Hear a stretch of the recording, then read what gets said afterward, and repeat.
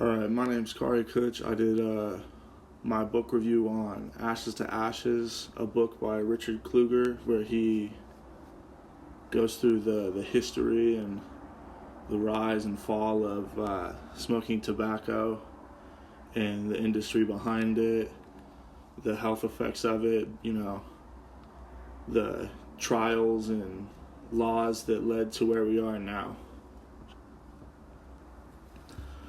So to start off, he goes through the history of tobacco, and he talks about how tobacco was originally found in America because Native Americans were using it very often. And then Columbus came, and then it blew up with colonists, and it became more and more popular. And that's when it became really a commodity. And then Buck Duke was one of the first tobacco tycoons, and really he ran it like a monopoly early on. But to prevent more things like this, the government passed the Sherman Act, which was supposed to limit the power businesses had, prevent them from becoming monopolies and overstepping their reach.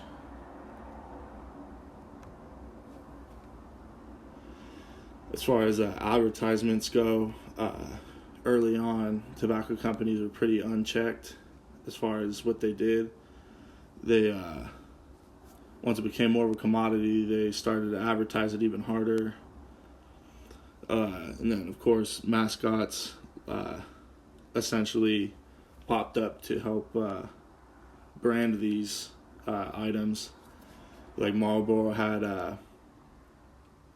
the American vibe. They wanted to present the country cowboy, which appealed to a lot of consumers at this time.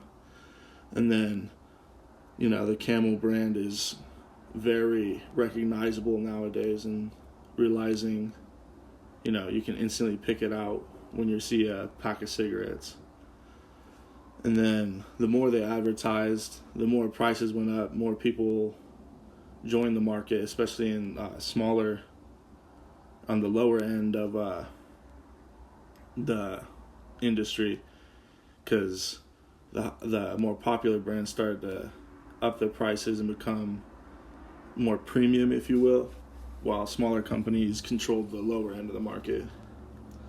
And then during wartime, World War I and World War II, smoking increased pretty drastically.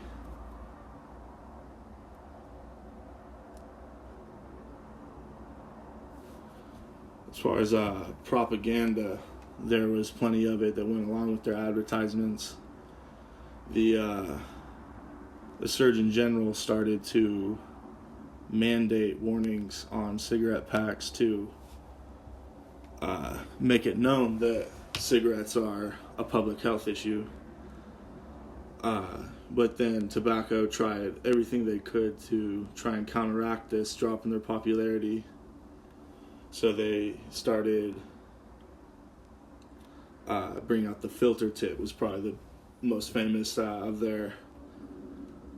Richard Kluger called it placebo, which I think is pretty accurate, where they promised that it filtered out all the bad stuff in cigarettes, so people began to think they were doing something more healthy at this time. And then tobacco companies started funding they had their own studies group and media that essentially helped their image. They would stifle any studies that would be anti-tobacco, and they would try to push as much as they could for anything that was in support of tobacco.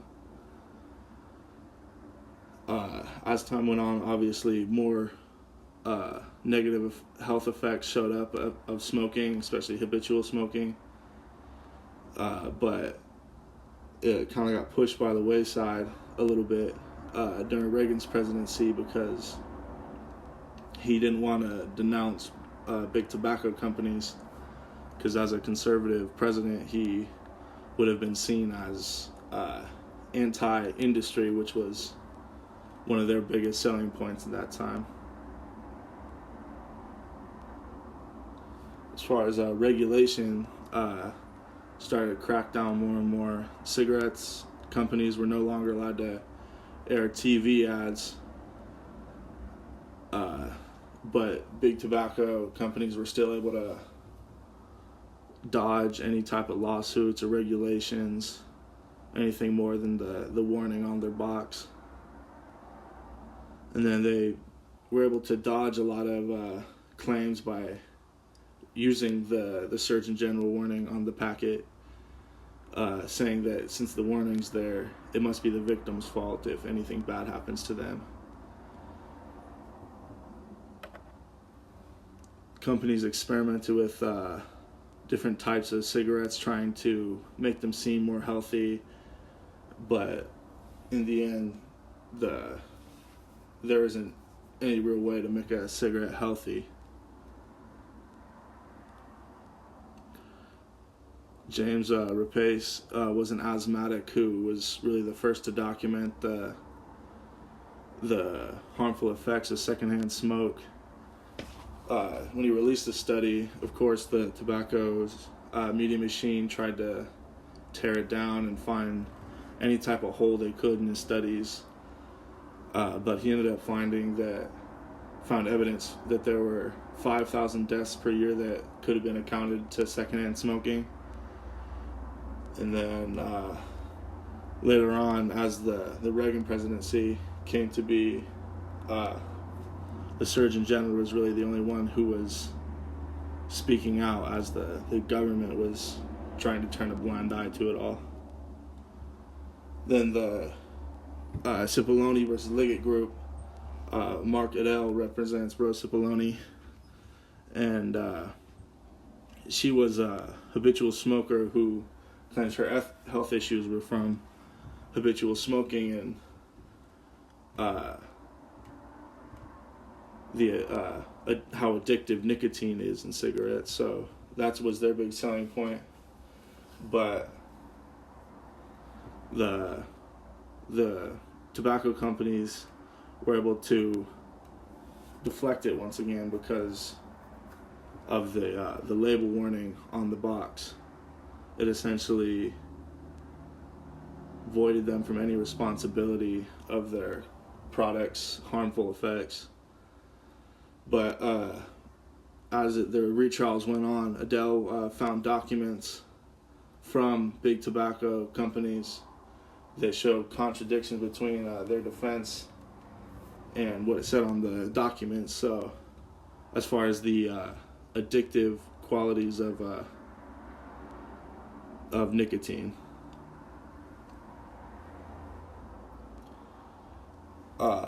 Ultimately, the reason smoking was so popular was because it was a cheap, easy way to try and de-stress. And we've talked a lot about stress in this class with allostatic loads and different types of stress, but people still had to weigh the risk and reward of smoking versus being stressed. And ultimately, later in the 20th century, people decided to stop or to decline in smoking popularity. And then when this happened, the tobacco companies started to make cheaper cigarettes and start selling to people in lower income situations, which is what Deborah Karasek was talking about in her article about efficacy norms in smoking, where she talks about how due to social norms, people in higher socioeconomic status situations stop smoking. It was not really seen as a popular thing to do anymore, so it really killed the high end of the industry. But it still continues to kill many people, especially in lower income situations, even today.